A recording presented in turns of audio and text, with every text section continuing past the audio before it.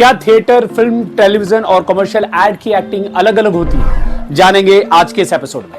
हाय, मैं हूं अमित झा और आप देख रहे हैं AJ's movie world, your gateway to fulfill your dreams.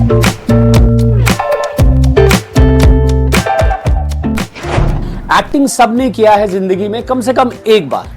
आपने, मैंने, चाचा ने, मामा ने, आपकी मम्मी, पापा, पड़ोसी, हर वो इंसान जो आपके इर्द गिर्द दिख रहा है और जिसका दिमाग काम कर रहा है, उसने कभी ना कभी तो एक्टिंग किया ही है।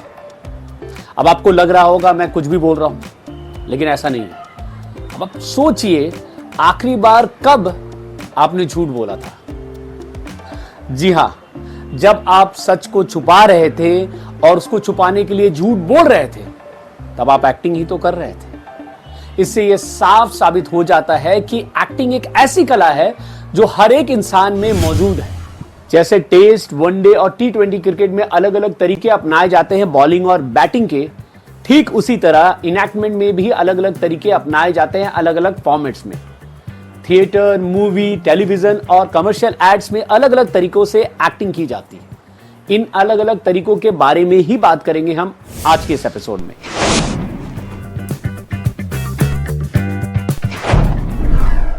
थिएटर में आमतौर पे ऑडियंस एक्टर से दूर बैठे होते हैं, इसलिए उसकी एक्टिंग को सही तरीके से ऑडियंस तक पहुंचाने के लिए एक एक्टर को अपनी बॉडी लैंग्वेज और अपने एक्टिंग को थोड़ा लाउड करके प्रेजेंट करना होता है।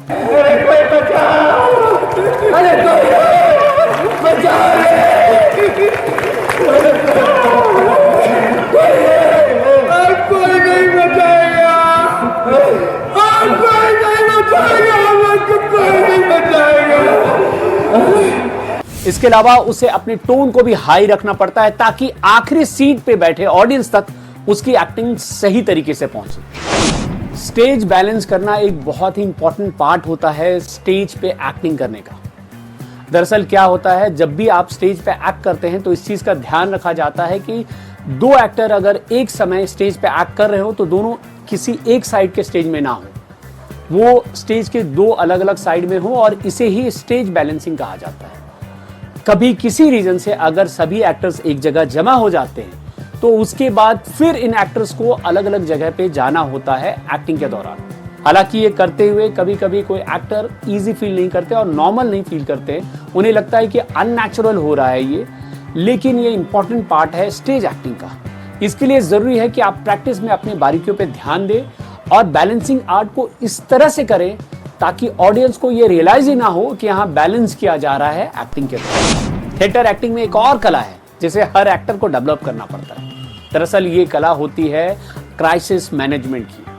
कभी कभी क्या होता है, एक्टिंग के दौरान कोई को एक्टर लाइन भूल जाता है, तो आपको एज एन एक्टर उसकी जगह पे कोई लाइन फिल इन करनी पड़ती है ताकि ऑडियंस को यह पता ना चले कि आपका को एक्टर लाइन भूल गया है, और लाइन इस तरह से फिल इन करना पड़ता है कि डायलॉग का जस्ट सेम रह जाए और ऑडियंस तक वो बात भी वैसे ही पहुंचे जैसे स्क्रिप्ट में बोली जानी है। इसके लिए आपको एज एन एक्टर स्क्रिप्ट को प्रॉपर्ली पढ़ना पड़ेगा, बार बार पढ़ना पड़ेगा और उसको जिसको पूरे अच्छे से आत्मसात करना पड़ेगा। अगर आप इस कला में महारत हासिल कर लेंगे तो थिएटर एक्टिंग में आपको कभी भी दिक्कत का सामना नहीं करना पड़ेगा।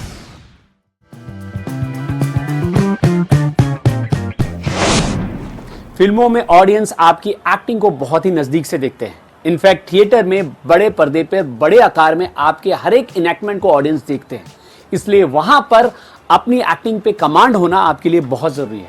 आपकी एक्टिंग बहुत ही रियलिस्टिक होनी चाहिए। फिल्मों में एक्टिंग करने के पहले हर एक एक्टर को स्क्रिप्ट रीडिंग करने का मौका मिलता है। एक्टर के लिए जरूरी है कि स्क्रिप्ट रीडिंग में वो अपने सारे डाउट्स डायरेक्टर से डिस्कस करके क्लियर कर ले। इसके अलावा अगर उसके पास कोई सजेशन है तो वो भी शेयर करे डायरेक्टर से स्क्रिप्ट रीडिंग के दौरान।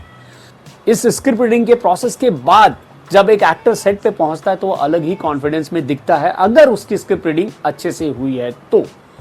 याद रखिए, डायलॉग सेम ही होते हैं, उसे बोलने के तरीके अलग अलग होते हैं और उससे ही आप शाहरुख और सलमान बनते हैं।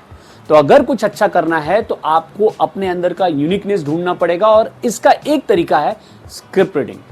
हालांकि स्क्रिप्ट रीडिंग से रिलेटेड ये वीडियो मैंने पहले ही बनाया है, इस वीडियो को चाहें तो आप देख सकते हैं और स्क्रिप्ट रीडिंग से रिलेटेड हर एक बारीकियों को समझ सकते हैं इस वीडियो में।